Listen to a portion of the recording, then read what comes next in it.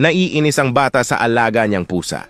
Sabi ng bata, "Buwisit kang pusa ka! Ilang beses mo na ko kinakalmot at ayaw mo pa magpahawak. Ano ba talaga gusto mo gawin? Baka gusto mong narinig ito ng nanay niya." "Hoy bata, sa tingin mo maiintindihan kanyang kausap mo? Kung ayaw mo na sa pusang yan, iligaw mo na lang."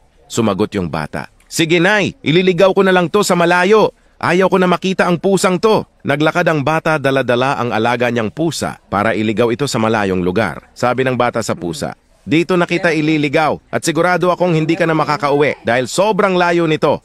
Lumipas ang ilang oras at inabot na ng gabi bago makauwi ang bata. Sabi ng nanay, "Oh, bakit ngayon ka lang?